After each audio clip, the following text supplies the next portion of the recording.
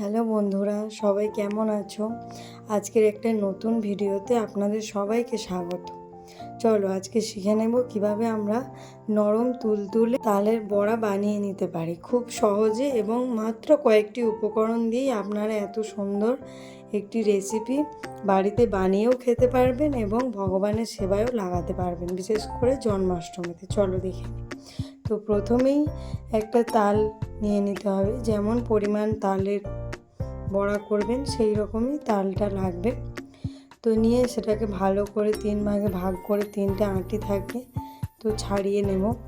তালের খোসাটা ভালো করে ছাড়িয়ে নেব। এটা একটু শক্ত হয়, কিন্তু তালটা যদি একটু নরম থাকে তাহলে ছাড়াতে কোনো অসুবিধা আপনাদের হবে না।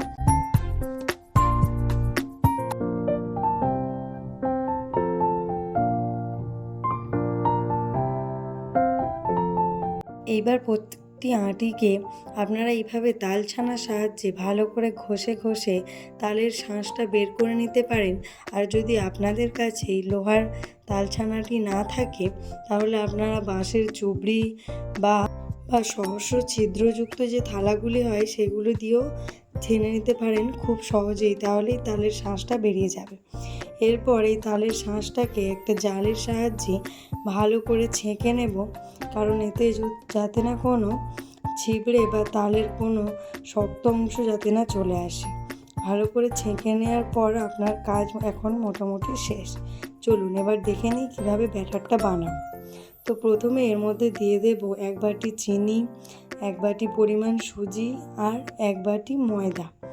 প্রায় সব কিছুকেই এবার ভালো করে মিশিয়ে নিতে হবে বেশ কিছুক্ষণ ধরে।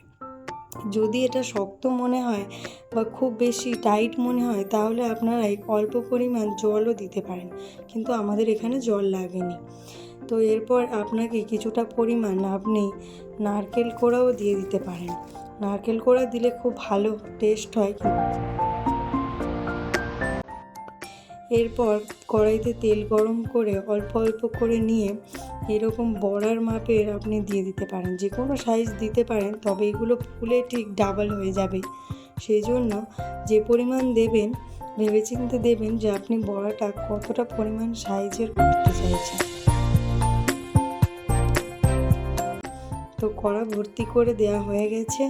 এরপর কড়াই দিয়ে নেড়ে দেবো একটু। দেখতেই পাচ্ছেন কত সুন্দর এগুলো ফুলে উঠেছে এবং প্রত্যেকটা বড়াই ফুলবে যদি আপনারা এইভাবে করতে থাকেন।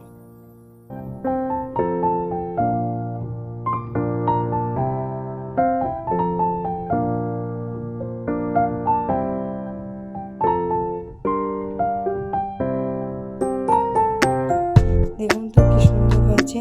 খুব বেশি লালও করা যাবে না, আবার একদম হলুদ থাকাও চলবে না। মোটামুটি ওই ধরুন অরেঞ্জ মতো কালার আসলেই ওটা তুলে নিতে হবে, কারণ কিছুক্ষণ পরেই যখন আপনি রেখে দেবেন তখনই দেখবেন ওটা আরেকটু ডিপ কালার চলে এসেছে। তাই বলছি মোটামুটি অরেঞ্জ কালার হলেই তুলে নিতে হবে। দেখুন তো কত সুন্দর হয়েছে। প্রত্যেকটি বড়া ফুলবে এবং কোনোটার সঙ্গে কোনোটা লেগে যাবে না, প্রত্যেকটি আলাদাই থাকবে। চলুন আজকের মতো এই পর্যন্ত। ভিডিওটি ভালো লাগলে অবশ্যই লাইক, শেয়ার, সাবস্ক্রাইব করে দেওয়ার অনুরোধ রইল। টাটা।